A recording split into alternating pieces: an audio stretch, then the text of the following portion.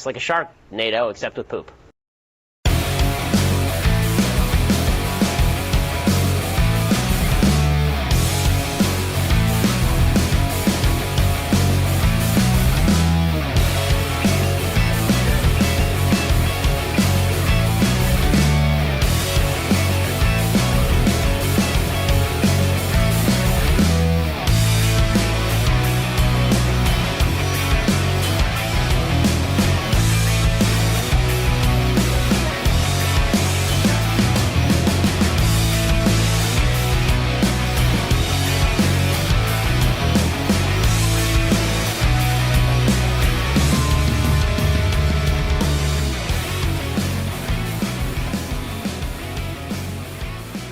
Around the nation, Waldorf Nation, hey everybody, welcome to the show. Hold on here. Okay, welcome to the show, everybody. Jeff Waldorf, Waldorf Nation here. Welcome to the show. We got a good one for you today. We're of course going to talk. We're going to get some updates here. We got an update on the Q Shaman. Get the Q Shaman. That's going to be fun. We have, of course, an update as well on Louis Dejoy. So that's Postmaster Louis Dejoy. What's going to happen here? We're going to talk about that.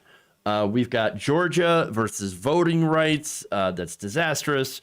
I'm going to detail what's going on in Georgia and you know how that's going to impact voting. We've got Piers Morgan raging. That's awesome. And then a little bit of good news. We're going to end the show on some good stuff and how basically the Democratic Party in Nevada, all the establishment folks have jumped ship. So good. Oh, that's so good. So this is going to be a fun show. We're going to, we're going to have a little fun. We're going to talk about some disastrous issues as well, but try to end it up on a little bit of a lighter note. The Piers Morgan story, you're going to absolutely love. Oh, it's so good. All right, so before we dive into it, of course, please like and share the stream if you haven't already. It's very helpful when you do. It helps us out a great deal. Also, super chats, all that stuff, all the wonderful things that helps out. Didn't the sixth woman come out against Cuomo yesterday? Not entirely sure, but Cuomo has shockingly decided that he is not going to resign. Of course he won't. And so we're gonna have to see what happens here. Before we dive into it too, I want to thank Mowdy Mouse for subscribing for 3 months at tier 1 on Twitch. Awesome. Thank you so much. I really do appreciate that. All right, let's do it. We got Q Shaman shenanigans. Good old Muffin Man. All right. Bad news for the self-styled QAnon Shaman. It appears that a federal judge has decided to not allow him to be released before trial. So now a federal judge on Monday, this is U.S. District Judge Joyce Lamberth, had refused to allow the QAnon Shaman, Jacob Chansley, to be released before his trial. Of course, that trial is going to be about his role in the violent insurrection at the Capitol on January 6th. So now this was a 32-page ruling, and look, from what I've read of it, it is quite damaging. It's quite blistering. So let's do that. And so now in it, the judge says, hey, you know that stunt you pulled on 60 Minutes? Not going to fly here. Okay. In fact, it seems like you don't understand the charges that are levied against you. So now, all right.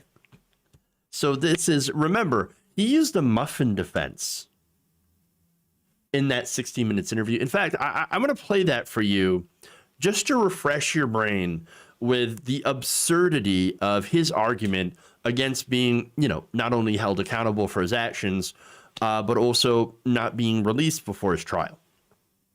My actions on January 6th, how would I describe them? Well, I sang a song, and that's a part of shamanism. It's about creating positive vibrations in a sacred chamber. I also stop people from stealing and vandalizing that sacred space, the Senate. Okay, I actually stopped somebody from stealing muffins out of the break room. Muffins. Hey, I was just singing psalms and protecting muffins. I'm the good guy.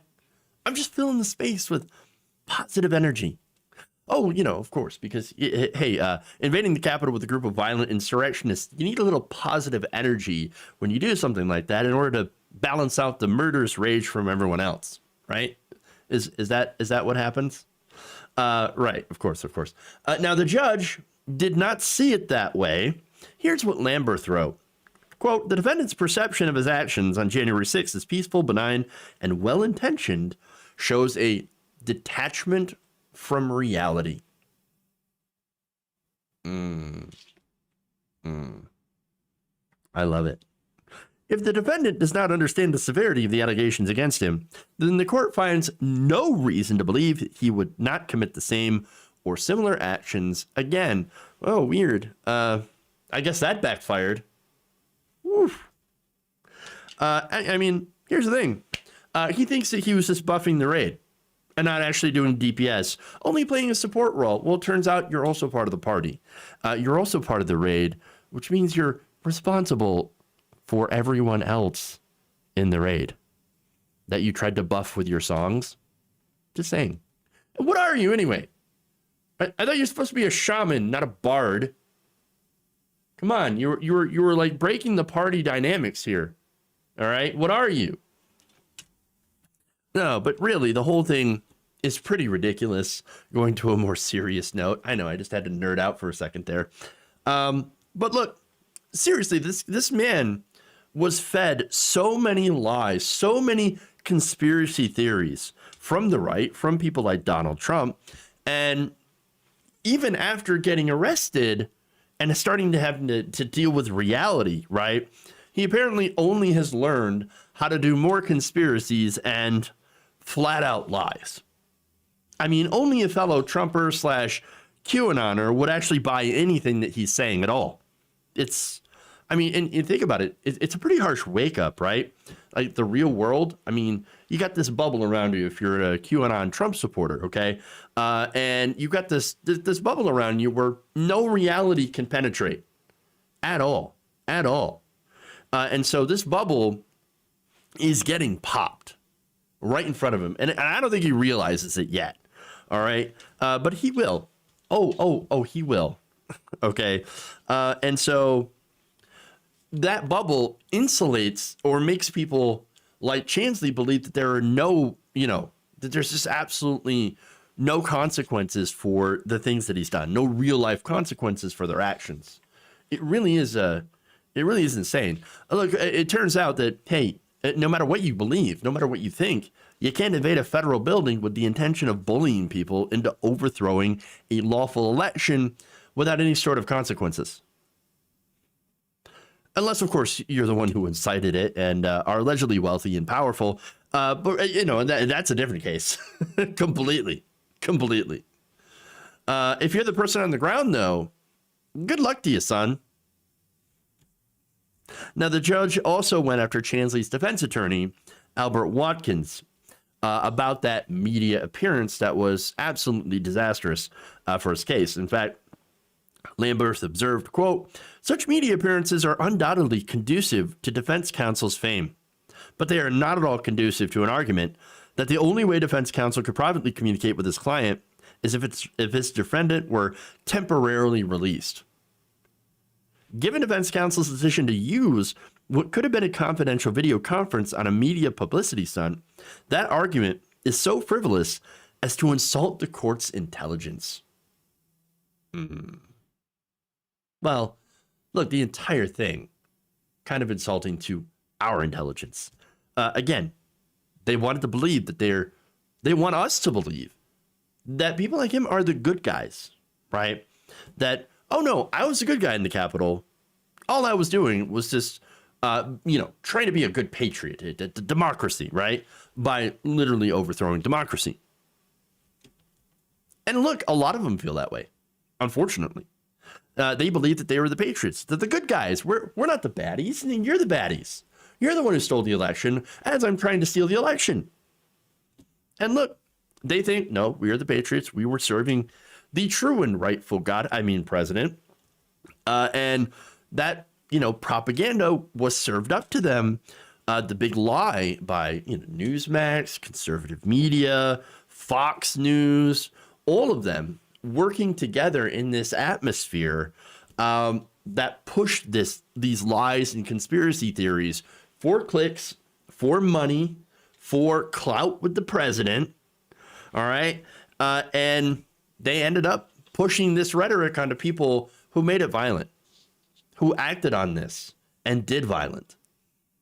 So, we've got to do something. Going after these people is a start. Obviously, of course, we have to go after the people who are actually in the Capitol. But the people who incite this thing, Donald Trump wouldn't be held accountable in a political trial. Sure. But he definitely incited these people along with Fox News, along with these media outlets. And I think they need to be held accountable as well. We need to stop disinformation from being at least labeled as and branded as news, because it is clearly not news. The first thing, I guess, bring back the fairness doctrine so that at least you can't, sit there and peddle lies and absolute bullshit as truth and get away with it. All right.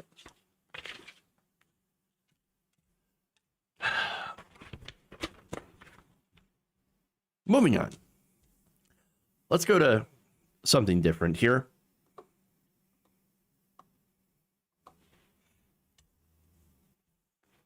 Why isn't Shaman Berry a muffin flavor yet? That's awesome. All right. Moving on.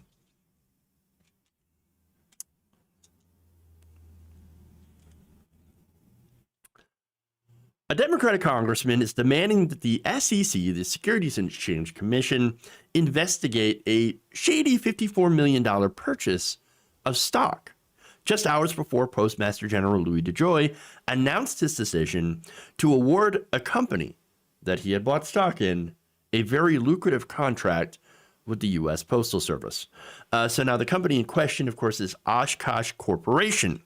Now, the deal given to them by Dejoy would be a 10-year contract in order to build gas-powered USPS mail vehicles.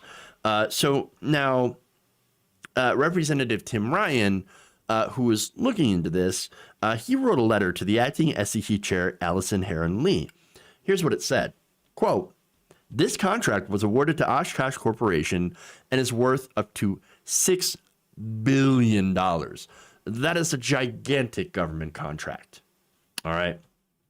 And so now he said, quote, "I write to pass along reports of what might be unusual trading of Oshkosh stock that took place less than 24 hours before Postmaster General Louis Dejoy publicly announced contract decision in front of a House panel on February 23rd.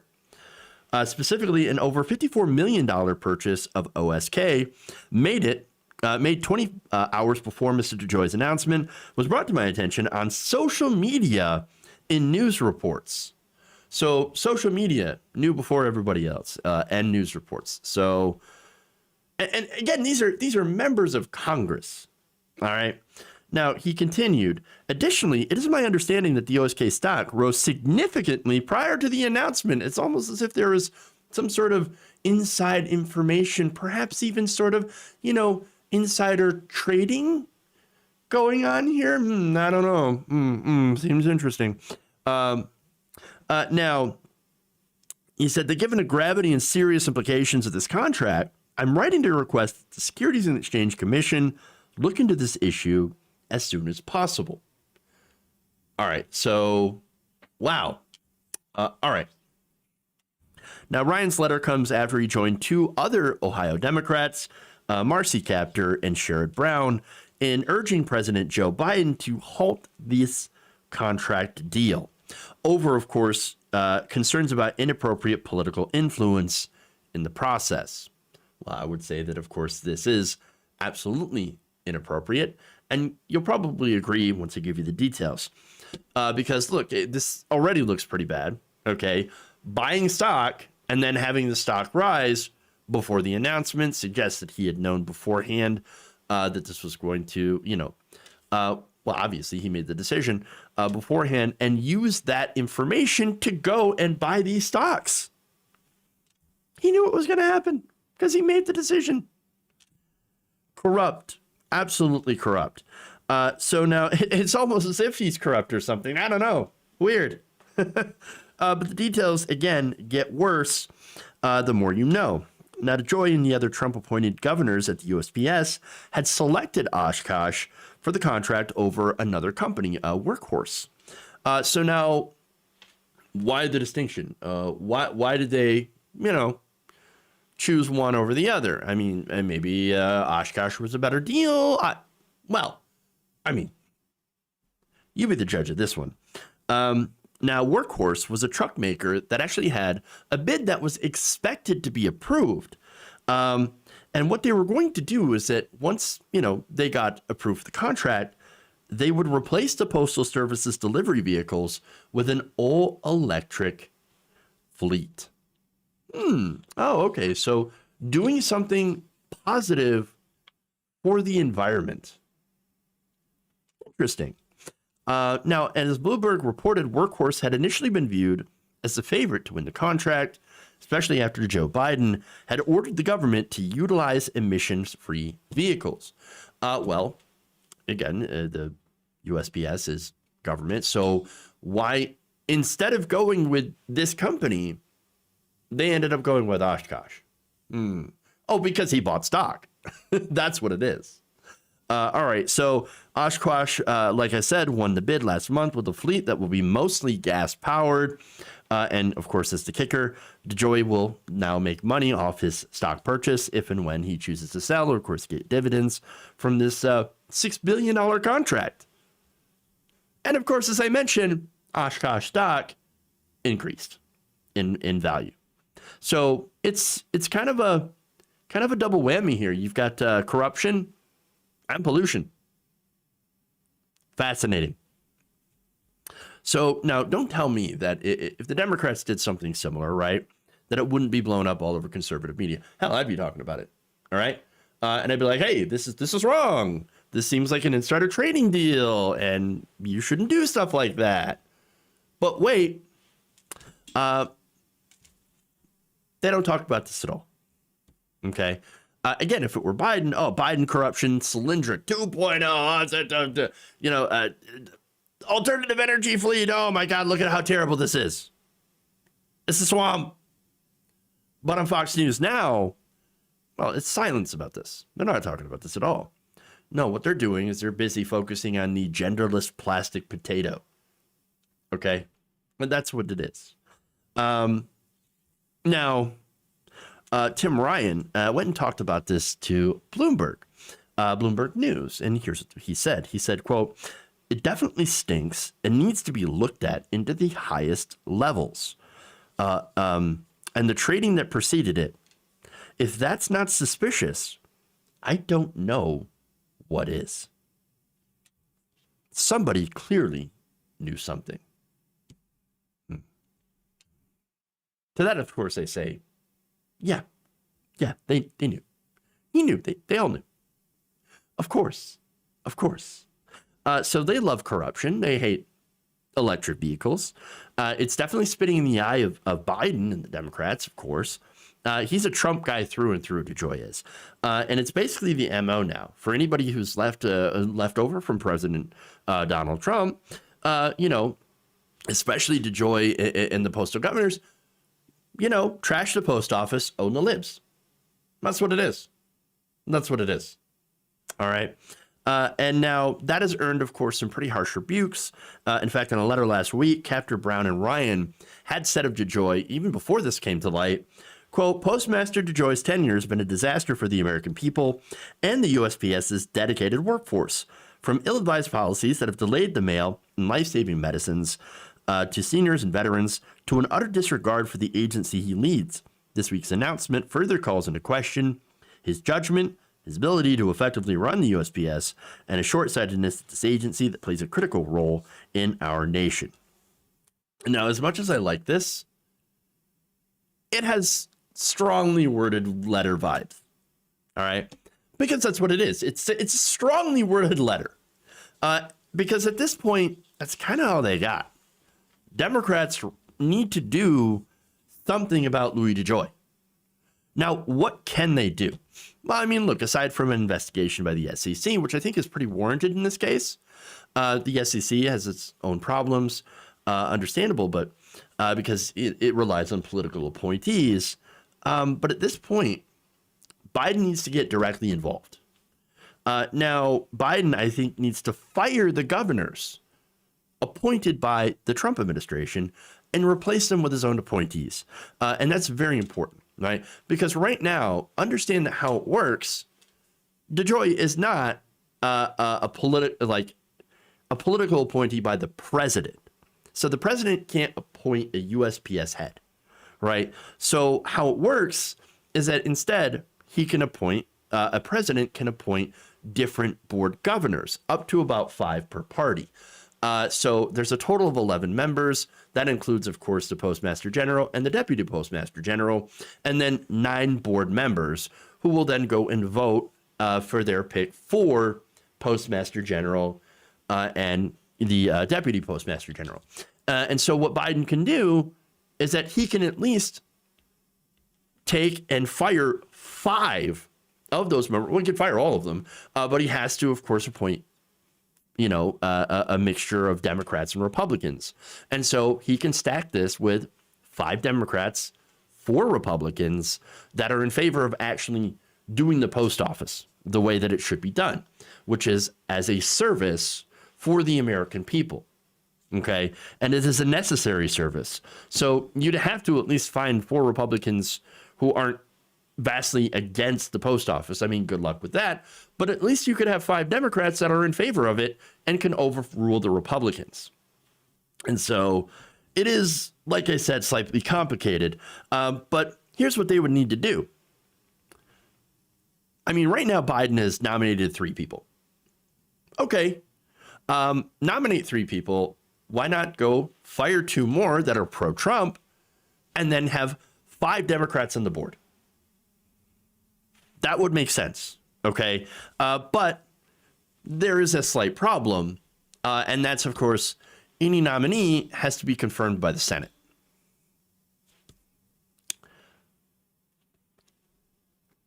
Democrats do have kind of a majority in the Senate. So, I mean, it is what it is. There are technically enough Democratic votes to do a simple majority. That's if, and I'm not entirely sure if, they can do this without having to face a Republican filibuster on this appointee. I'm not entirely 100% sure on that. There's not a lot of information about how it actually works, which is frustrating. But okay, if they don't have to be, if they don't have to face a filibuster, then all you'd have to do is get Manchin and Sinema on board to go and nominate somebody, a Democrat, to take over this position. Should be simple enough, right? It shouldn't be one of these big fights that's ideological in nature. Essentially, you say, I have a Democrat that believes in the post office. I will appoint said Democrat, and all you have to do is approve it. Now, if you end up actually having to face a filibuster, well, then the only way to get your appointees through, no matter what you do, even if you just leave it at the 3, is to destroy the filibuster. And that actually makes it even more of a fight. And this makes it much more politically contentious. And then if they decide not to, in that case, end the filibuster, then you're going to have Postmaster Dejoy that is going to continue being in power until this term is up. So, I mean, that's the situation. That's how it works. I know a lot of you have been wondering why, Biden doesn't just fire Dejoy. He can't. He doesn't actually have the authority to do so, and has to go through appointing these governors. And the governors, of course, have to be on board with getting rid of Dejoy. And by the way, some of the Democrats that are on the board also supported Dejoy's nomination. So they supported Dejoy being, a Postmaster General. And they voted him, voted for him. And so that's somebody that you would also want to get rid of if you had somebody that could take their place that actually does believe in the post office. So again, that is frustrating. But for me, if I could do this, and if we have a simple majority, which we do, then let's get rid of them and save the post office. Get rid of the people who support Dejoy. So, and then appoint people to get rid of Dejoy, and then finally bring the post office back. Just bring the post office back, because we need it. We need it. This guy is absolutely corrupt. He has been plagued with scandal over his entire tenure, trying to help Trump slow down the ballots so that they would not get counted for this election. We need to get rid of this guy. And so this is the latest thing that he's done that is absolutely corrupt. And it just so happened to, of course, help him pick, line his pockets. If the Democrats want to save the post office, so get to it. Because you know what? You can't count on having the Senate and being able to eliminate the filibuster if it comes to it for much longer. 2022, you ain't got a lot of time, and the post office is getting dismantled as we speak. Let's do it.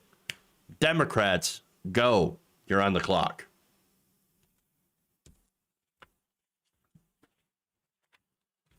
There are acting board members, Tempedan. Absolutely. That's true. That is one thing that I forgot to mention. Actually, I think at this point, there are acting governors on the board. I know there were during Barack Obama's administration, there were acting members because the Senate wouldn't confirm. That's, of course, while, Mitch McConnell had the Senate and so was able to block any nominees. So, again, it all comes down to, of course, Republicans blocking the hell out of anything Democrats do. And it still amazes me, by the way, that there are, there are Democrats out there. Joe Biden's like, oh, no. The fever's going to break. It ain't going to break. Ain't going to break. All right.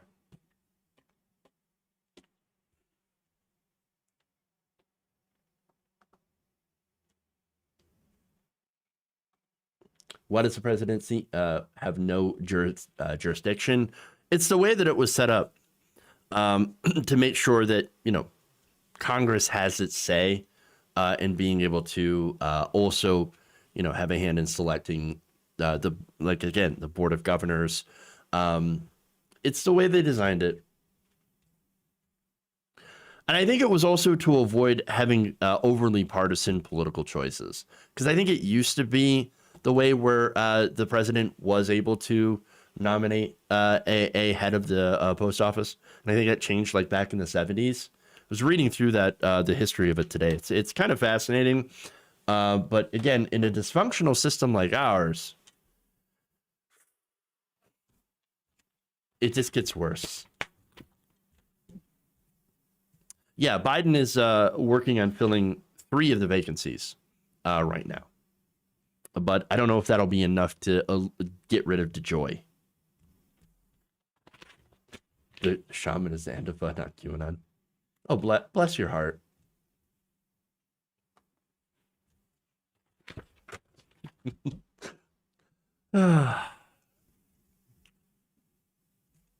All right, let's go to voting rights.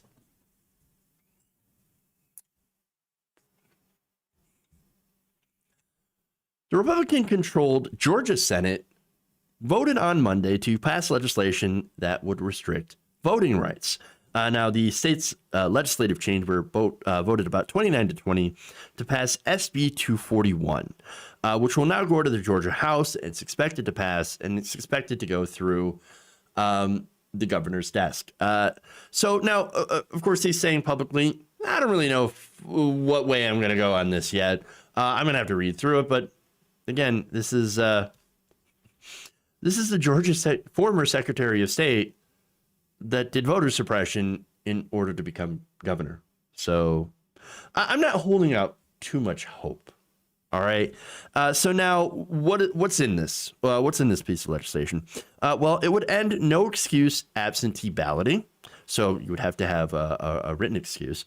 And also it would, I'm sorry, let me explain that a little bit more. Voters who are eligible to vote by mail under the bill would also be required to submit a voter ID and have their ballot signed by a witness in order to have their vote count.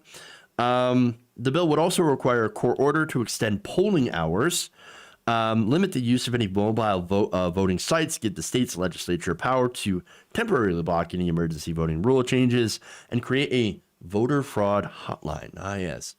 Something that we absolutely, totally need, a voter fraud hotline. Maybe one person could call. Let me guess. It's probably just going to end up being flooded with people who are like, there's a black person voting. I think that's suspicious. You realize black people can vote, right? Out of the system. That's what's going to happen. But look, it's not the only bill that has targeted voting. In fact, last week, Georgia's House of Representatives also approved its own election overhaul bill that would, of course, include the same voter ID requirement as the state Senate bill, and also limit weekend voting. Limit weekend voting.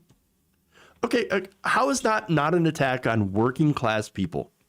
Okay, who, guess what, can't take a day off to go and vote on a Tuesday. Is there any justification for limiting weekend voting or holding elections on a Tuesday right in the middle of the week? Again, this is not a voter holiday. It would be fine if Tuesday was a voting holiday, that you get the day off, you can go and vote, you can do whatever you need to do, and not have to work that day. Great. But Tuesday, just holding it on a Tuesday, again, you got to go to work, you got to go to school. If you're holding on 2 jobs, you got things to do. Unless you're a retired boomer with money and transportation, and maybe you're living in a white wealthy area, which tends to vote more Republican, you're going to be fine. But if not, if you're poor, if you're a student, if you're, if you're black in the city, you might not be able to find a polling place that's open, or might not have the time to be able to go out and vote because you're too busy working your ass off. And so, look, and here's the thing about white Republican voting areas. I happen to live in one of those, okay? They've got plenty of polling stations. I've never had a problem. I've lived in a fairly white Republican area. Never a line to vote. It's always very, very in. You're in, you're out. Great. Polling stations everywhere. No giant lines. I mean, it's fine. But there are areas where just so happens that a lot of black people live where there are gigantic lines, 6 to 7 hours long. I mean, and it's a result of all those polling places suddenly disappearing or being shut down. And I don't know, it almost seems like Republicans don't want certain people to vote. And when they do, of course, they try to punish them for exercising their voting. In fact, the Georgia House Bill 531 would actually make it a crime to give out free food or water to voters standing in line for hours. Well, why would you want to do that? Why would you want to ban that from happening? I mean, we all know who ends up standing in line for hours. And again, it's because Republicans close polling places in heavily black populated areas because they don't want black people to vote. And so that's it. It's sick, it's disgusting, it's racist, it's an attack on your civic and constitutional right to vote. I believe you have a right to vote. and you should have that right respected. But the impact, of course, would be disastrous, and if it was passed, and the reason that they're going after it is pretty obvious. You had a massive amount of votes that happened in Georgia. About 1.3 million Georgians voted by mail in 2020. Why? Because you made it easier to vote. And look, even Republicans voted by mail, about 450,000 Republicans. And so you actually had a massive voter turnout in Georgia.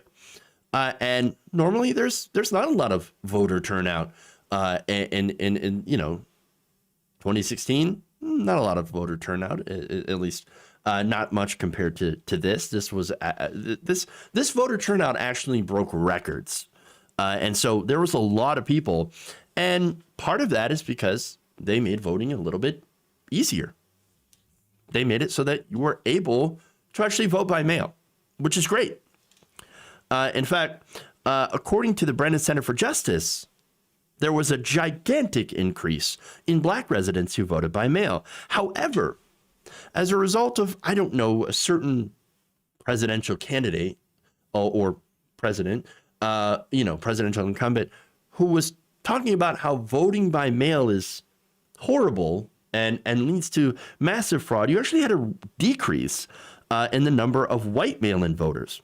In fact, it fell from 67% in 2016 to 54% in 2020.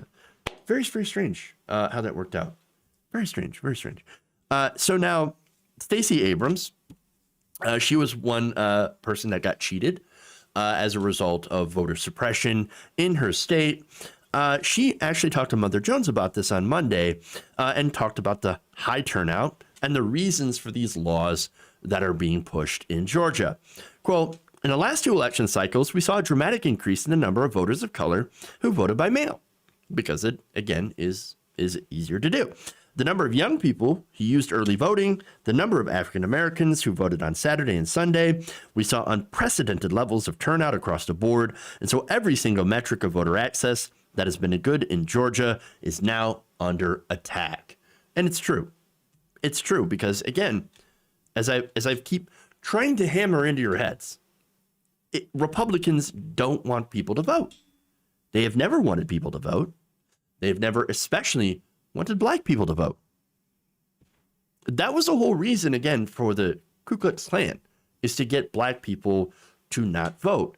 Now, of course, that happened to serve the Democrats back then before we had a party switch, whereas, you had generally the liberals were the Republicans and, the conservatives were the Democrats. 1960s, civil rights, there was a party switch. Republicans never tell you about that, how there was a party switch, and the racist Democrats ended up joining the Republican Party, and it flipped. And so Democrats actually became the party of civil rights and increasing voting. I know, it's crazy. So now, as a result, Republicans doubled down on the Southern strategy and appealed to a very, very small minority of racist white voters. And I'm not saying just, racist white voters in the South. Even though it is called the Southern strategy, there are white racists everywhere. And it's the same. It's the same thought process.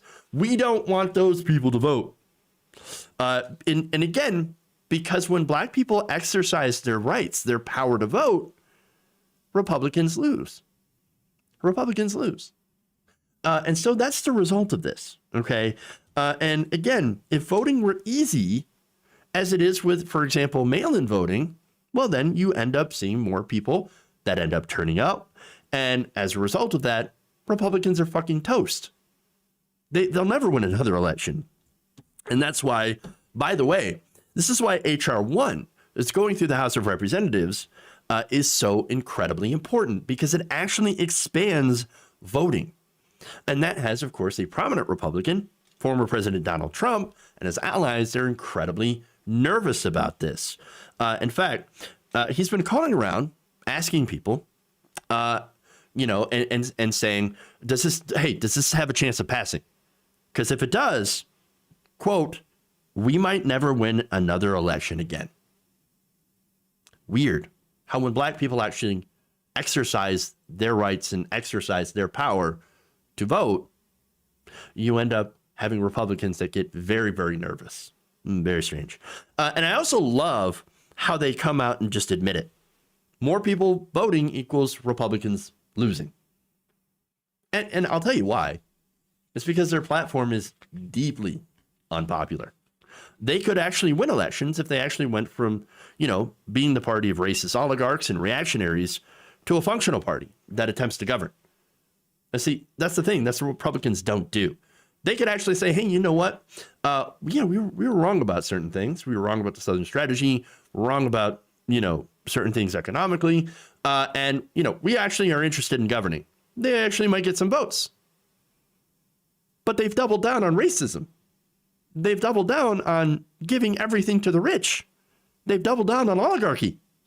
And so, of course, they're not going to be a popular party. And so to combat that, they have to restrict the voting. They have to shut it down.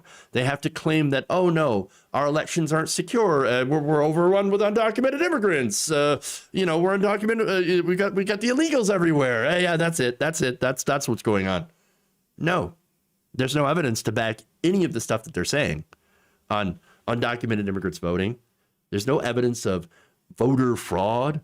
No evidence of widespread voter fraud or widespread election fraud in any of these past elections. No evidence of widespread fraud when it comes to mail-in voting. They have nothing. They have nothing. But it doesn't matter. It doesn't matter. Because to their cultists, they believe it. They believe it.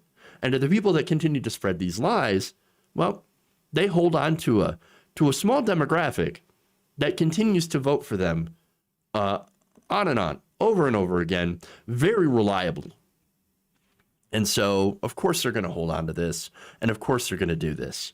And so now, let me go to one more thing here. This is a quote here from Georgia Senate Majority Leader Mike Dugan. This is the person who sponsored the bill.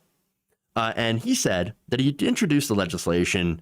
And in doing so, he said that limiting absentee voting was necessary to increase certainty that all the ballots were counted. Does that make any sense to you? Like, oh yeah, we got to limit how many votes so that we can count them all. Why don't you hire more people to count the votes? Doesn't make any sense, does it? What a weak sauce, like disastrous excuse for what is essentially an assault on voting rights. And that's what it is. If this passes, this would be the biggest reactionary assault on voting rights that we've seen since the elimination of Section 5 of the Voting Rights Act by the Supreme Court. And by the way, it would also be proof that we need Section 5 of the Voting Rights Act. Of course, sadly, the Supreme Court is now conservative for a generation at least. So we're not going to be able to reverse that ruling, unfortunately. But I guess we need to fight in other ways to ensure that everybody's vote is counted and that everybody who can cast a vote legally is able to do so.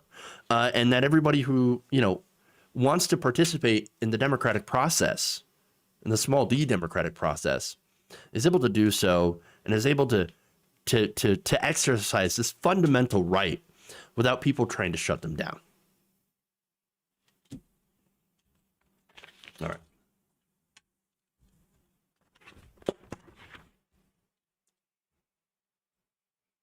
I helped a blind veteran who had not voted since 1974 cast his ballot.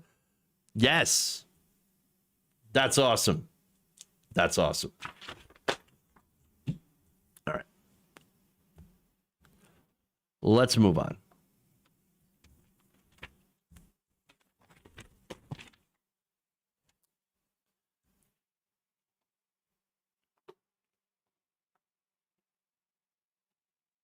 Okay.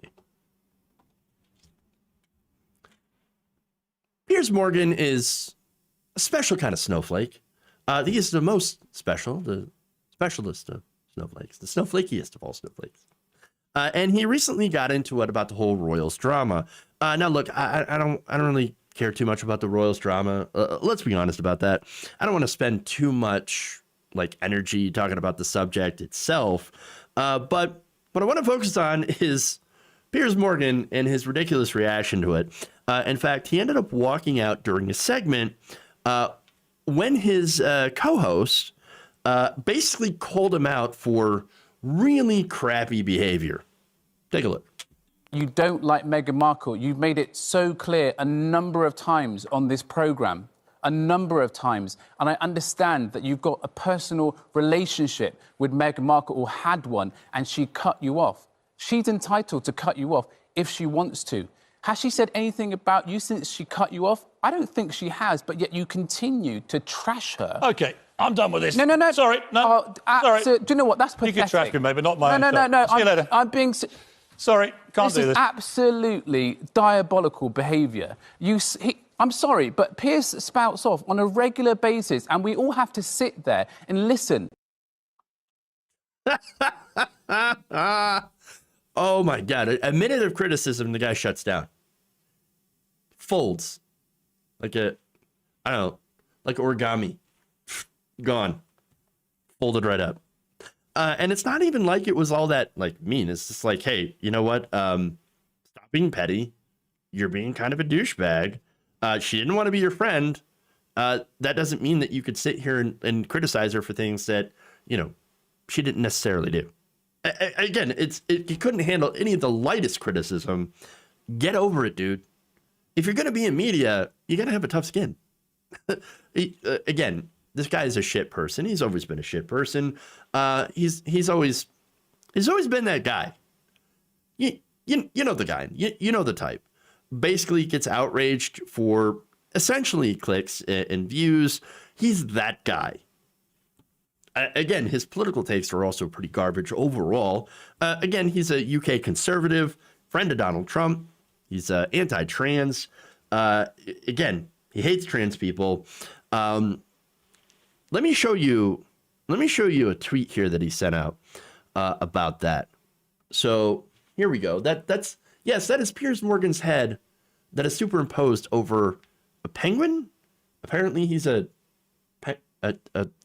identifies as a penguin. I mean, like, hey, you do you, dude. All right. That apparently he's just had to wade into the gender debate, which again, like, do you be you? That's it. Whatever. All right. Anyway. It's not exactly a great person.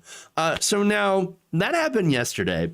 And today, well, either he quit or he got fired. I don't know the specific details of this, but he is no longer at Good Morning Britain, which I'm sure, of course, many viewers will be very, very upset about.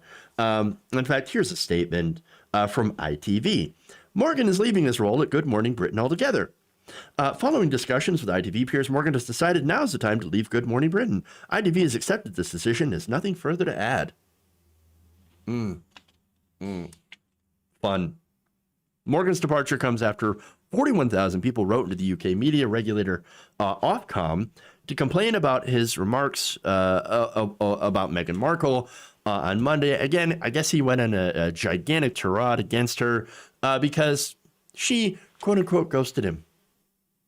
Oh, you mean she canceled him? And then as a result, he canceled himself over light criticism. Hilarious.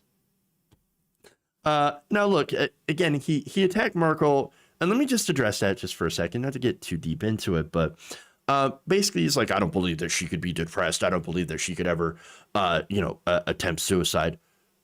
For one, fuck off. All right. Look, here's the thing. Depression and suicide can happen to anybody. All right. Rich or famous. I mean, look at Robin Williams. You never would have thought. Never would have thought. Fame, riches, beloved all across the world. And that, again, took his own life.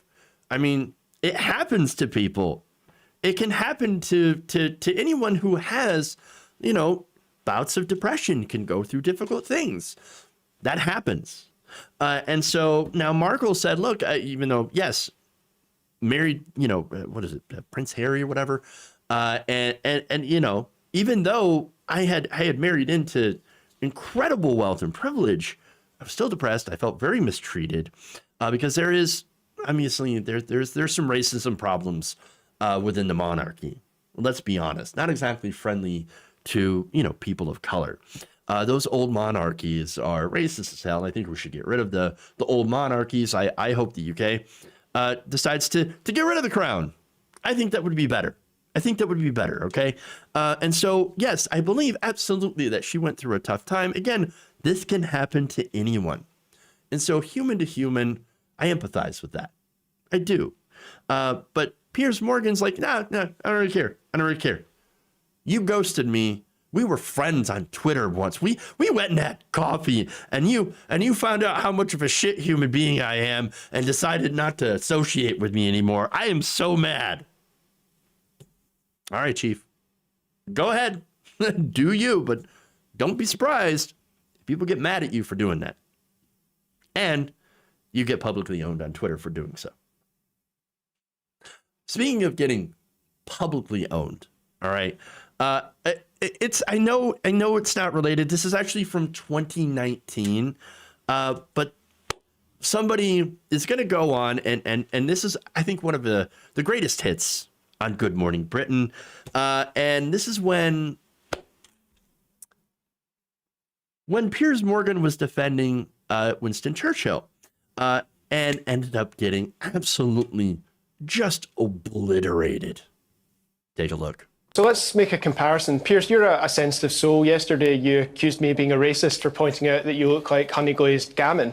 If you want an example of real racism, you just have to look to Churchill. He talked about his belief in the triumph of the Aryan race. He hated Indians with a passion. He said they were a beastly people with a beastly religion. When a famine broke out, 3 million people starved to death. So that's why I said that he was a white supremacist. I said mass murderer because he always advocated the most violent, the most destructive option. He used poisoned gas against Kurds, against Afghans. He was a strong supporter of Britain's concentration camps in the Boer War, where 28,000 people, women and children, died. He's always advocated the use of aerial bombardments in what he described as terror bombing campaigns. In fact, his own cabinet had to stop him when he was in the cabinet in the 20s. Cabinet colleagues had to stop him from bombing protesters in Ireland. Winston Churchill was voted the greatest Briton of the last century for a reason, is that people believe that he almost single-handedly, through the power of his rhetoric in World War II, saved this country from the Nazis. Again, you laugh. That sneering little laugh. That won the war. It was the soldiers, the sailors, and the airmen who won the war, and they voted him out when they came home. Oh, that last part. No, it wasn't Churchill that won the war. It was the people. It was the soldiers. And they voted his ass out. Praxis. That's praxis. Well done.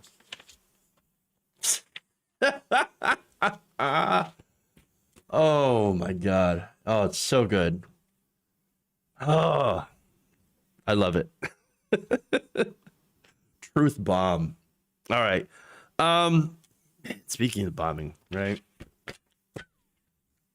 All right. Let's move on. We got a good story. So let's do it.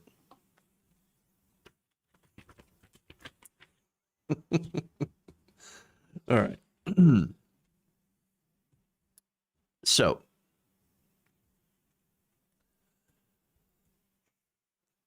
Democratic Socialists have completely remade the party leadership in the crucial swing state of Nevada. So now this is after defeating the Harry Reid-backed Politico machine that once shut down, of course, Bernie Sanders' 2016 presidential primary challenge. The remaining members of that machine stayed on for quite some time until they ran off with staff, consultants, and hundreds of thousands of dollars out of the party's coffers. Now, this is according to a report in The Intercept by Ryan Grimm and Akilah Lacey. So now, this happened right after a dramatic win by members of the Democratic Socialists of America. So now they write, shortly after a slate of insurgent progressives endorsed by the Las Vegas Democratic Socialists of America pulled off a clean sweep in Nevada state Democratic Party elections over the weekend, the party's executive director notified newly elected chair Judith Whitmer that the entire staff, as well as every consultant, was quitting. Oh, sad. Now, this mass exodus of party staffers following the progressive takeover of the Nevada Democratic Party leadership and the establishment's funneling of hundreds of thousands of dollars out of the party coffers in anticipation of these results is the culmination of a years-long battle between the insurgent progressive wing of the party and what's known in Nevada as the Reid Machine, a tightly run operation still guided by former Senate Majority Leader Harry Reid. So now, Harry Reid is establishment. He's an example of the establishment. He is not a populist. He's not progressive. He's a very anti-social Democrat, very anti-Bernie Sanders. And so I remember when he was in the Senate trying to get deals with Mitch McConnell to cut Social Security. Yeah. So, all right. Now, when he was outside of that, he was a major figure in the fight involving the Culinary Union in Nevada, endorsing and supporting Bernie Sanders during the 2016 and 2020 Democratic primaries. So now the Culinary Union, of course, a lot of the party leaders, a lot of the union leaders were very pro-establishment, pro-Harry Reid. However, a lot of the membership of the union ended up going and supporting Bernie Sanders. And so that was very important. And actually, they were very pro, not just Sanders, but the Sanders wing of the Democratic Party.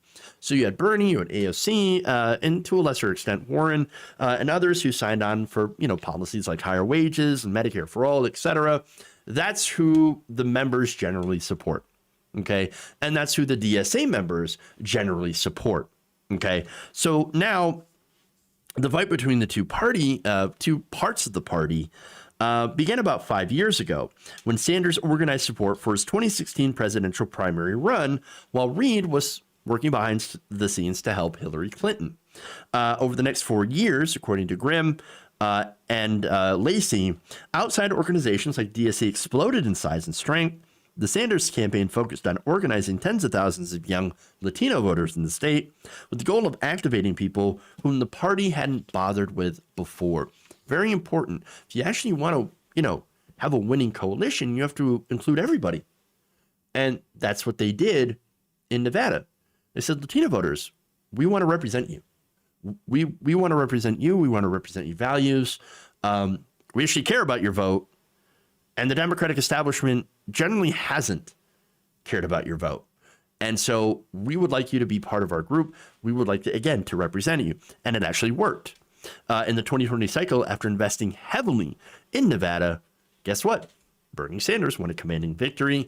We all have those Facebook reminders of when this happened, when Bernie Sanders crushed the Nevada caucus, got a huge amount of support. And I remember the establishment coming out and saying, oh, yeah, but no, too white, and, not diverse enough. Oh, right. Okay. Yes, sure. Now, the Sanders campaign, when it ended, unfortunately, with a loss to Joe Biden, the organizers behind it were ready to go on to something else. So they didn't quit. They didn't give up. They didn't go home. They didn't go online to rant about how the party cannot be changed from within whatsoever. No. They organized. Yes, they picked themselves up. They organized. And then they did a hostile takeover of the local Democratic Party. And so this was led by, of course, somebody named Judith Whitmer. She was a former Sanders delegate and is now head of the Nevada Democratic Party. So she went from being an outside insurgent to taking over and becoming the head of the party. I love it. And of course, you also have members, DSA members Jacob Allen as first vice chair of the party, Dr. Zafar Iqbal as second vice chair, Ahmed Adey as party secretary, Howard Beckerman for treasurer. And basically, it spurred on what one local newspaper in Nevada described as a, quote, dramatic shakeup of the state's party's power structure. And as the Las Vegas Review Journal had noted, that Whitmer had spent years organizing and encouraging young progressives to serve in the very state central committee that elected her. She was endorsed by the state's party Left Caucus, which she founded in the local chapter of the Democratic Socialists of America. The central committee and the party itself, according to the Review-Journal, has grown younger and more progressive in the years since Senator Bernie Sanders' close 2016 defeat and clear 2020 victory in the state's first in the West presidential caucuses. Whitmer and others worked to organize those Sanders volunteers and delegates into Central Committee workers, and that's really what where the work's being done. It's not glamorous, it's not well known, it doesn't get covered all the time, or really a lot, or talked about a lot, but that's where the work's being done. That's how you get power. It's how you attain power, and really, it's what every real progressive should be doing all over the country. Should be taking power. They're doing this in California. In Nevada, it's another place it's done, and hopefully it's being done everywhere else to take this power. Now, in response, of course, the Nevada Democratic Party establishment had, quote, prepared for this loss by moving $450,000 out of the party's coffers and into the Democratic Senatorial Campaign Committee's account. So right before they left, they funneled all this money to, of course, an establishment Democrat in Congress. In fact, according to the outlet, the DSCC will put the money towards the 2022 re-election bid of Senator Catherine Cortez Masto, a vulnerable first-term Democrat. Now, at one point during this race, to show you the side that she was on, Cortez Masto had asked Whitmer to drop out and even approached someone else as being in order to be an opponent. Now, the person that she approached was, interestingly enough, her opponent, Whitmer's opponent, was another Sanders supporter. So apparently that had to have been personal. Now, after the election results came in, Alana Mounts, executive director of the Nevada Democratic Party, had told Whitmer via email that, quote, everyone on the small staff has resigned, including the party operations director, communications director, research director, and finance director. Mounts also announced her resignation. Bitter. So bitter. But look, you have to understand, of course, that politics, no matter where you go, is pretty dirty. Okay. Now, Whitmer told The Intercept that while she wasn't surprised by this decision and the sudden staff exit, she said, what hit us by surprise, and it was sort of shocking, is that for a slate that claimed that they were all about unity, and by the way, during this entire campaign, I was reading that basically the Democratic Party's establishment is, they don't want to unify, they want to divide, they want to divide, they want to divide. Well, it is funny that afterwards, that's exactly what they did. They took the money and they ran. Dividing the unity. Yeah, okay, so much for unity, right? So much for unity. In fact, she continued by saying she kept this they kept this narrative division going on throughout the entire campaign. In fact, they kept intensifying that. That's what's surprising about it. It was a willingness to just walk away instead of working with us. Yes, that is interesting. Color me not surprised. But again, this is great. This is how you build power. And understand that it is a long process. They've been working on this for the last 5 years. Sorry. It's been a lot of work. It takes a lot of organization to build power from the bottom up. But that's how you do it. That's how movements get started. That's how movements are taken seriously. You can't just, I don't know. And I think this is where I guess Bernie Sanders made some sort of mistake running for president, even though it really actually ended up helping the progressive movement by spurring people to start at the bottom. And that's where it's really important. You've got to have that bottom up organization, that bottom up movement building power over time. And it sucks because I would like it to be a lot faster than what it is. But unfortunately, how it works is how it works. We are facing a massively entrenched system, and you've got to chip away at it piece by piece. as much as you can. And so, because when you get to a certain point, if you have enough state takeovers like this, if enough states have been commandeered by progressives, that is going to reach critical mass. And it's going to start having an effect on not just the states, but also on, the Congress in general. And so I think it's going to compound. And that pressure, the pressure from these states to do stuff, to actually do stuff, or to send representatives to Congress that actually represent progressive values, well, that's when it's really going to get very good for us. But anyway, I think this is great. I want to congratulate, of course, everyone involved. Keenan Corse, somebody that I've talked to before, he spoke to the Intercept about this, and the man has done tireless organizing for many, many years, is now a member of the state central committee, as well as, of course, Amy Villela. I want to give her a huge shout out as well. She ran for Congress in Nevada back in 2018. When her campaign unfortunately did not work out, she later became Sanders' Nevada campaign co-chair. She helped him pull off that upset in Nevada, as well as everyone else, and as well as the organization that they all created there. Amy, of course, for herself is an incredible person. She's been through so much. Her story is incredibly, heartbreaking and touching. How she turned her, of course, personal grief and loss into the fight. She channeled that energy, that grief, into her fight, and I absolutely love her for it.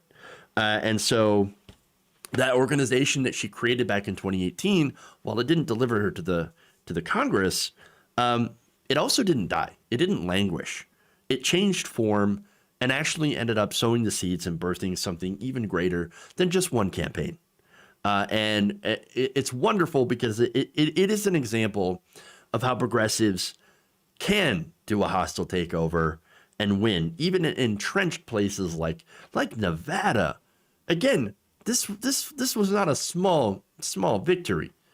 No, this is a place where the establishment was deeply entrenched with Harry Reid. I mean, the just how momentous this is, I can't really put forward into words, but it's a big freaking deal. And so again, wonderful work by all the progressives that were involved, that have worked tirelessly to make this happen. Best of luck going forward into the future. I hope you do excellent things.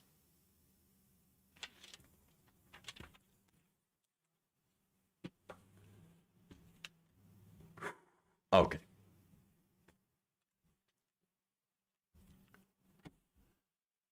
All right. That's all I got for y'all. Thank you for going around the nation with me today.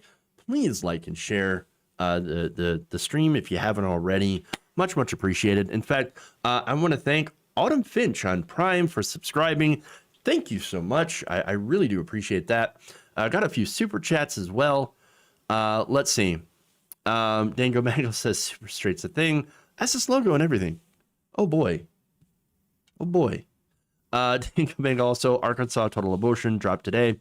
And YouTube is going to start forcing U.S. tax code and laws on content creators outside the U.S. Ain't that some bullshit? Democratic centrism is this dictatorship by bougie. Think Calvary Church is a cult. I'm not sure what that is. Yusuke Netflix anime coming. Okay, I don't know about that. History's first ever Black Samurai in feudal Japan. Oh yeah, I actually heard about, not the anime itself, but actually about the story. That's kind of awesome. Star Trek, dead Republican voters not reported on Fox. Oh yes. Yeah, and you know what? I say that there's no voter fraud. In reality, there is actually voter fraud that happens. It's just very, again, incredibly rare, and usually perpetrated by Republicans, weirdly enough. And they're pretty open about it. It's weird. Let's see, Juan Cafe says, we did the same in California in ATN elections. Yes, great work on that, by the way, as well. So I made sure to mention California. The Black Samurai's name was Yasuke. Ah, that's so cool. That is a cool story. I might actually have to go and watch that now. So thank you for that suggestion. All right, everybody. Thank you all again for the super chats, for the likes and the shares. Much, much appreciated. And for, of course, watching, going around the nation today. Thank you all. Love you. And remember, change begins with you. Good night, everybody. We'll see you all tomorrow.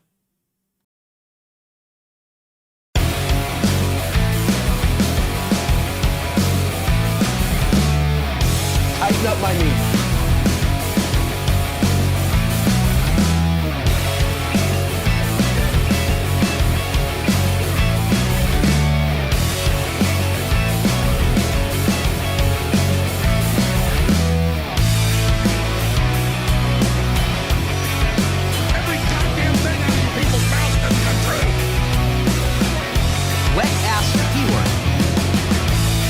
Dumps.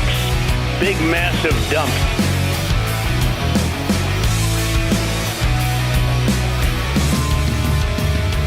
Masturbate all day long. You're kicking me out the door. You're kicking me out the door.